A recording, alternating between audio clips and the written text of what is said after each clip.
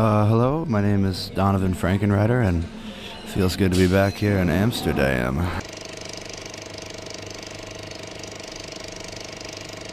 Yeah, so you've been here a couple of times already, isn't it? Yeah, I've been here 2 times before. It's my 3rd time here, and yeah, it's such a privilege to be back here because the place we're playing tonight, the Paradiso, is like one of the most beautiful buildings I've ever played in, and this is a very romantic city. So it's The vibe is always good. yeah, it's beautiful vibe, and it's very exciting to be here. Yeah, did you have some time to check out Amsterdam a bit? Well, we just got here today, so we came from Cologne, Germany last night, and just got here today, so I haven't seen anything of Amsterdam yet, but luckily I was here 2 times before, and I spent quite a bit of time here, so I was able to go to a couple of museums and see the beautiful canals and walk around, and I had a really good time with my wife last time I was here. It was real romantic and beautiful, so cool. Yeah. What did you see? What kind of museums have you been to? Well, I went to the, is it the Van Gogh Museum is here? Yeah, I went to the Van Gogh Museum, and I've never seen his artwork before in person, and it was like, man, it was mind-blowing. It was so beautiful, and It is beautiful. Yeah. Lovely colors always. yeah, it's incredible. Like, you don't really realize that how beautiful this artwork is until you see it in person, and you're just like enamored on how incredible he was as an artist. But yeah, that was the one museum we went to, and just walking around and shopping and having fun. Good. Finally back here to play the lovely Paradiso tonight. Are you excited about that one? I'm really excited. Yeah, the band's really excited. We're really excited because last time we were here, we opened up for Jack Johnson, and it was like we got to play about 30 minutes long. So tonight we get to play an hour and a half, 2 hours. So it's So, can you feel that? yeah, it's gonna be great. Yeah, we do all 13 songs off the record, and then we do like 6 brand new ones because we're working on a new album. So Which is going to be recorded next month, isn't it? yeah, it'll be recorded the first 2 weeks of December, and then hopefully we have that thing mastered and mixed by the end of January, February, and we have it out in the month of May or June. So we'll be back here next year with a new album for sure, I hope. That'd be great. Okay, cool. Where are you going to record it? We're going to record it in a place in Jacksonville, Florida, and it's a studio that a couple guys in the band are from Jacksonville, and they found it. This guy owns the studio. Because we're going to do it all real old style. We're going to record it to 2-inch analog tape and use real old microphones and amplifiers and just instruments, and everything's going to be super old, and we're going to try to just capture a really great vibe and sound. So yeah, I'm really excited to get in that studio. I think it's going to lend itself to what we want to accomplish on this record. Cool. How did you come up with the idea to record with all the old material? Well, we've been playing this music in this pre-production, and we just thought, God, the way that we're playing the music and the vibe that we're going after and the things that we love to listen to and the things that we love to hear, the best scenario for us would be to try to capture it as close to live as possible, because I think for our kind of music it would be very weird to isolate everything and all of us be in separate booths and like never be sort of feeling the energy of the band, so like a lot of our music, like all of it's emotion, and it's all really like I would rather like have a note, maybe it's not the right note, but it feels really good, instead of like trying to make this thing perfect and not feel good at all.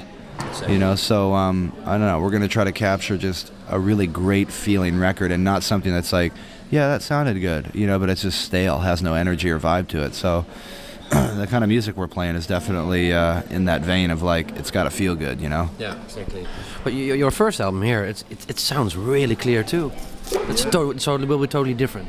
Yeah, that was sort of like, I had like a certain amount of songs on the acoustic guitar, and I went in and Jack Johnson and Mario Caladante Jr.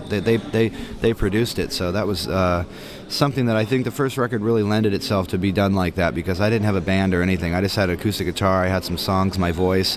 I went in there, and then Mario and Jack were the ones that said, look, let's put some bass here, some drums here. Really? Did it go like that way? Okay. They really produced this record, and we did it at Jack's studio. We did it, Jack played on a lot of the songs and stuff, so it's heavily sprinkled with a lot of his musical sort of influences, and so it's beautiful though. They did an amazing job. Mario is like one of the best producers in the world to work with. He's so nice, and he gets some of the best tones I've ever heard, and I think what they did with my music in their studio was beautiful, and I'm really happy with the record that they helped me make. It was an honor working with both of them.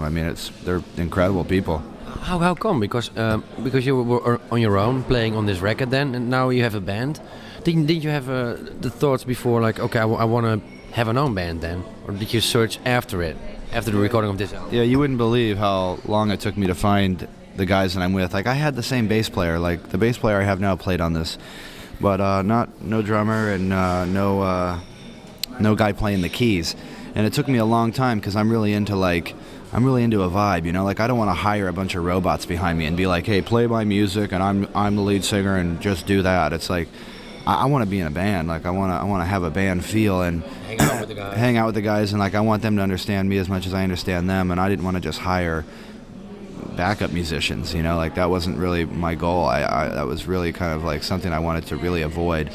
So once the record came out, it literally, to be honest with you, it took me until about 4 months ago. Like, I finally found this drummer, and now he's in the band. And you know, found a keyboard player. Recently. Yeah. Recently, it's been like maybe almost a year since he's been in the band. But we've gone through a couple different drummers and the bass player, and it's really hard when you add a new member and like the other guy leaves. It's like you got to restart up your whole process again, and that's it's real tough. So we finally have this group together now, and it's like, it's taken me forever to get it together, but it's beautiful. It's like sounding really good. These guys are great to hang out with, and they're incredible players, man. It's like it's just great to be playing with people that are really good. And so it makes it more easier, isn't it? Yeah, it makes it easier, and it makes it to where you don't have to think about the music anymore. You just think about like the emotions, you know, and you don't really think about anything. You just play and you just let it all hang out and just do it. And that's what I've always wanted to do, is just not think about it, but just play. And so like, that's what we do now. We just play, and the rest of it just happens.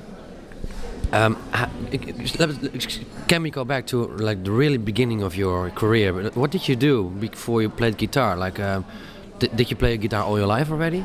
You were a surfer, weren't you? Yeah, well, I picked up the guitar when I was 16, and that's when I started to surf professionally. So I started to travel around the world a lot, and I always brought my guitar with me. And it was really weird because I've been in a lot of high school bands over the years, but I just played rhythm guitar. I never sang, never wrote songs, never was out in front or anything like that. Well, I just never thought I could do it, you know? Nobody ever said like, hey, maybe you could do that. Yeah. So, and it was weird. Then I met my wife, and before we got married, I'd sit around the house with her and I would sing her all these songs.